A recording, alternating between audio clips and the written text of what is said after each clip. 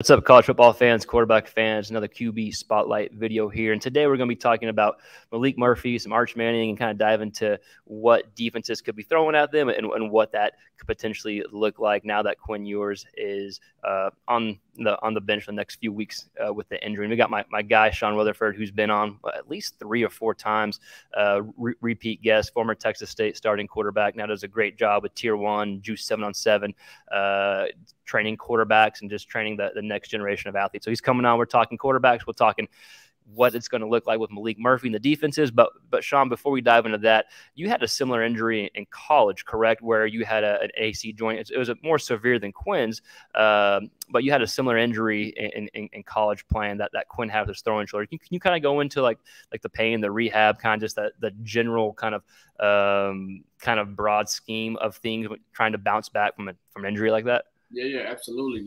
Let's hope for Quinn's sake his isn't as serious as mine was, for sure. I ended up having a grade 2 separation, and then I tore my labrum.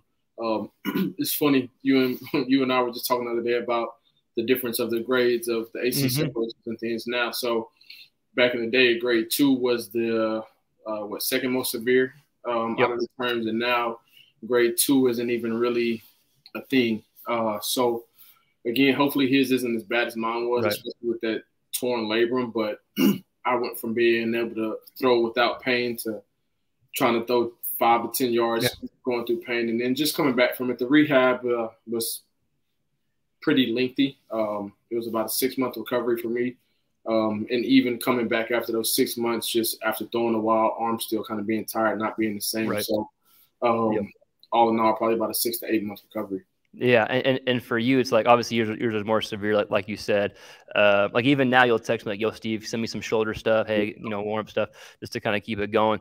And just seeing like so many athletes, something maybe you can allude to as well and talk about is like when you have those injuries, you tend to learn about yourself even more. Like he's going to learn a lot more about the shoulder, how to go about it, even though he couldn't prevent this, throwing wise, it was a contact injury, but he's still going to learn a lot more. Do you find yourself like learning about the injury and just learning about the shoulder whenever it happened to you? Man, just the fact of when I text you and ask about things, you hit me with all different types of names. I mean, I'm pretty well knowing my body and like the bones and muscles and all that, but sometimes you send a word back. I'm like, what is that? So I literally have to go Google it, and then Google it bounce it back to me because I probably spelled it completely wrong. But just learning like the main muscles, the tendons, and all the different things around the shoulder, just to get back to what I want to and just learn in the preparation. Even now, just want to take care of my body so that way if one of my guys has something similar or in a situation, all right, hey, this is what you can do, or again, refer them to you. Right. No, that's good stuff. And yeah, we wish a speed recovery to Quinn. He's going to bounce back and ball out, whenever he comes back. So hopefully a nice, healthy, speedy recovery. But today we do want to spend some time talking about Maalik Murphy and some Arch Manning a little bit. Cause I think, I don't know if you saw Stark's presser this morning, but he talked about, they'll both be running with the ones this week. If they play tomorrow, that Maalik is the guy. I'm assuming Maalik's probably the guy, but you want both guys to get exposure to the ones, if something was to happen this Saturday. But with Maalik most likely being the guy, and even if Arch plays some too, regardless who's the main guy, but let's go with Maalik. What do you think defenses are going to throw at a first-year quarterback? Like when it comes to me, I'm thinking, one, they're going to try to confuse him. So I'm thinking like stack the box and blitzing. And then I'm thinking like pretend like they're going to blitz, like show blitz and drop 8 and try to confuse them, right? Can you kind of talk to maybe both of those situations, how to handle it, and kind of just your thoughts on what you think defenses could do to try to mess up a first-time starting quarterback? Most definitely. I think from Maalik, he has the advantage by having Coach Sark as his coach. I've heard great things from Coach Sark, and we all know Coach Sark is who he is because of the success that he's had. So, and even with the quarterbacks that he has. So, I think for him, it's spending as much time as he can in the film room with Coach Sark.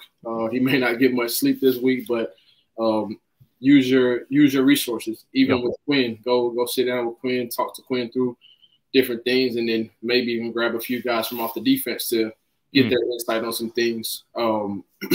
That's what I did before I sat down with our DC in college, just to be like, hey, what's your thoughts on certain things? How do you see these things? So I think for these defenses in the upcoming weeks and with BYU, I think they do try to disguise some things and just make him feel uncomfortable because Yep. I mean, we all know that he can throw. So if you Right. give him the windows and the opportunities, he's going to slice you apart. So I think the defense have to give him pressure.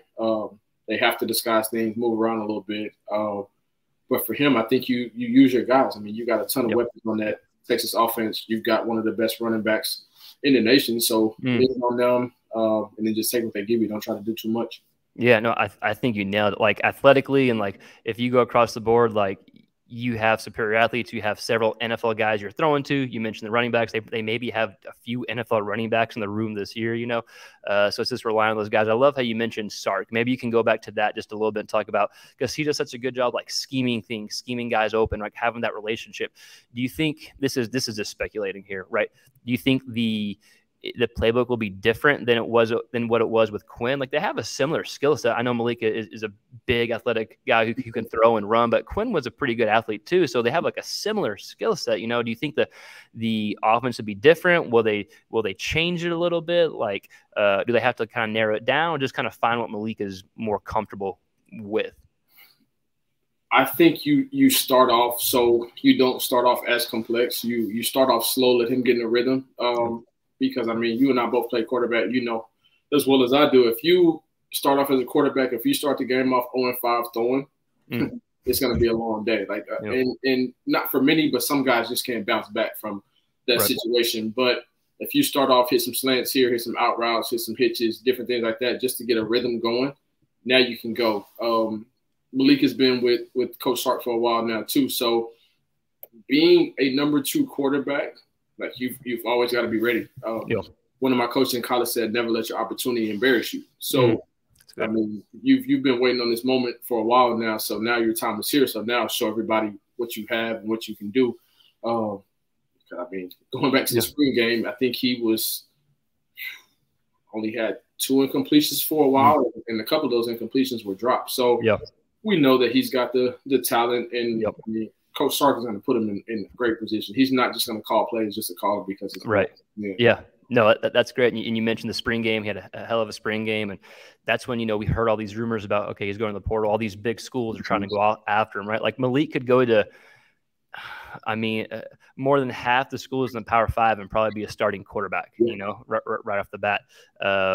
And in the spring game, he showed what everyone wanted to see. He showed the next steps. And can you maybe let's talk about the 2 type of differences maybe he sees. And we talked about it a little bit, but one, how would he, like, what are the ways to respond to the pressure getting in his face? Maybe talk about the different screens or stuff. And then 2, talk about the differences. Like people just assume, okay, whenever a defense drops back like 8 guys and they only bring 3, they just assume, okay, there's not a lot of pressure. He has time to pick you apart. But sometimes as a quarterback, that can be even tougher, right? Because you have like 8 guys in the field, and it's easier to get confused when more guys are back there. So maybe talk about those differences as a quarterback, and maybe why it can be tougher at times if they drop 8. Because I could see BYU doing both, and several teams. I could see him trying to stack them and then just trying to confuse him and drop back.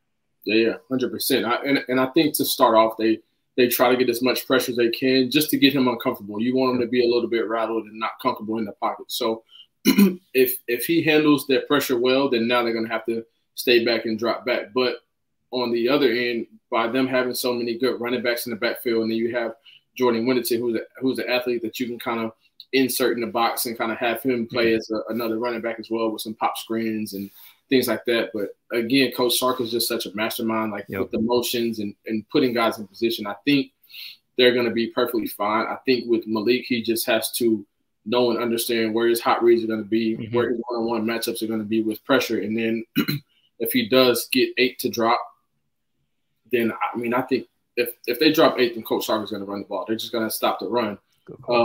Now, if they do drop 8 in the passing situation, I mean, again, know where your one-on-one is. If you have a one-on-one, or find your running back. Get the ball in the playmaker's hand. Let them make a play. And then Maalik is also athletic and can get out of them as well. So just go get grass. Go get what you can. That's good. And sometimes with a quarterback that can run a little bit, like me and you've talked about this before, like we liked early in the game running a little bit, getting hit, and now like, okay, our juices are going, like the nerves are kind of gone once you get hit. Maybe we could see that too, but at the same time, you want to keep them healthy. Do you think that with the reports today about both of them getting reps and Maalik being the guy, now, he kind of left it open like, hey, Arch could be the guy, right? Do you think that's more just, and I don't want to speculate actually, but let's talk about the importance of both guys getting reps of the ones, because if something happens to Maalik or if something doesn't go according to plan, you want Arch having some reps of the ones before just getting thrown in there. Can you kind of talk about that, the importance of that a little bit, or if you kind of speculate or just kind of your thoughts on both guys getting those snaps?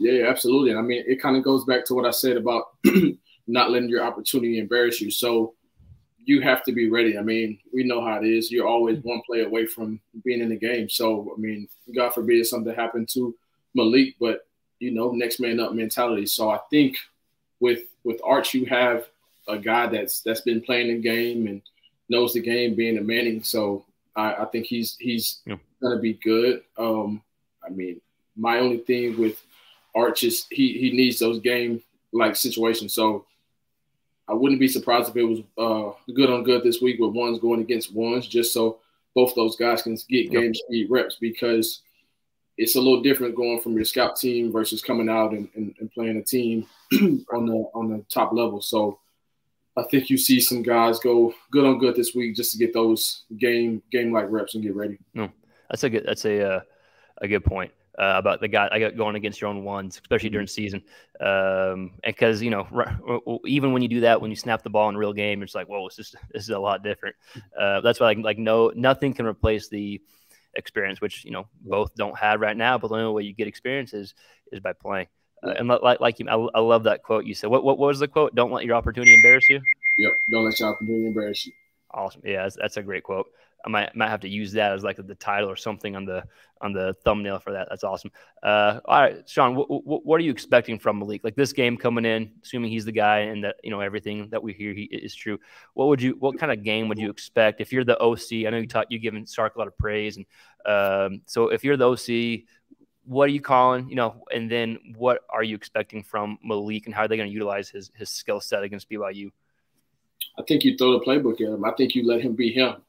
I think right now it's a win-win for him, because everybody's been waiting to see what he can do. I think he's also been waiting on his opportunity. So, I mean, now let's not hold back. Let's take it off and let me go see what I can do now.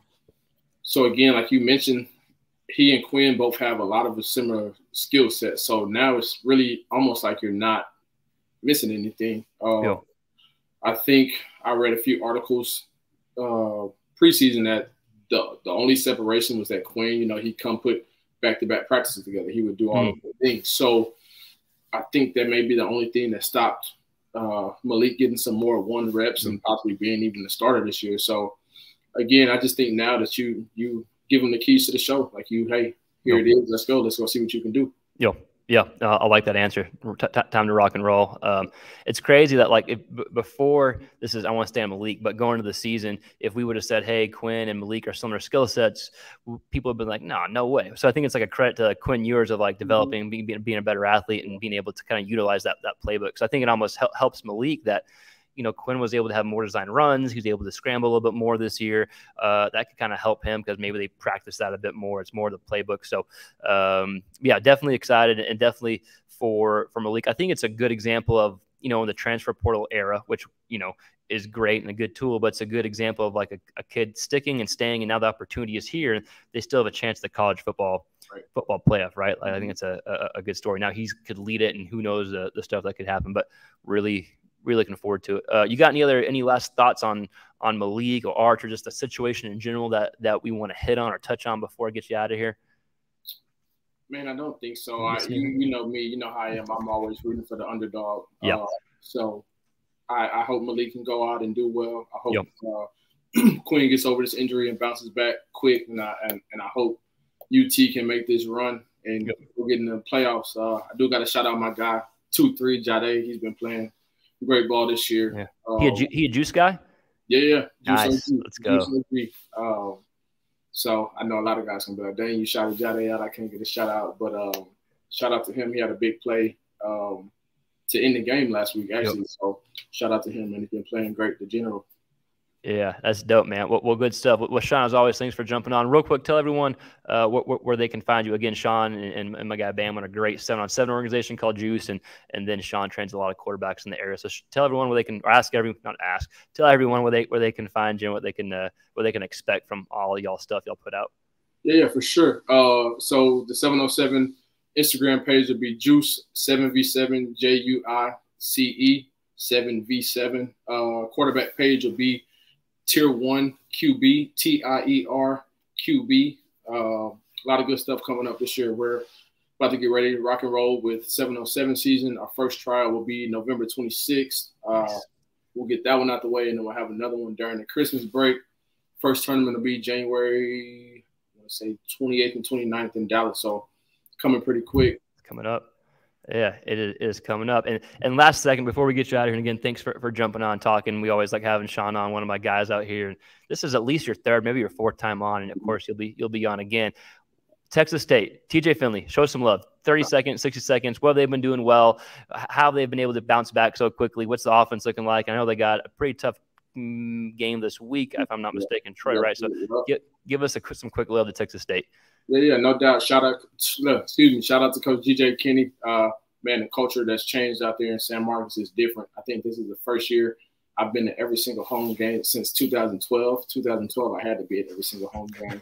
You were playing. Shout out to Coach Leftwich, man. He's been dialing up, doing a great job getting the offense rocking and rolling. My guy TJ been doing a hell of a job, being consistent, leading the troops, getting it done. Even Maalik Murphy, when he gets his opportunities, he's been doing a great job. Another example of a guy that is staying down and getting things done. But, man, we're doing it one game away from being bowl eligible. To all the alumni to see this, make sure you get out to San Marcos this weekend for homecoming. Yep. Is that Troy? Y'all play Troy this weekend? Yep, Troy. That's going to be a good one. A defensive team versus an offensive team. Yeah, it's going to be a fun one to watch. Playing for the #1 spot in the Sun Belt West. Wow. That's awesome. Let's go. Well, good stuff. Well, Shaun, thanks so much for coming on. And everyone that watched this, thank you for tuning in and checking into the QB Spotlight Show. Please like, share, subscribe, all that fun YouTube stuff. It really does help. And we'll see y'all next time. Peace.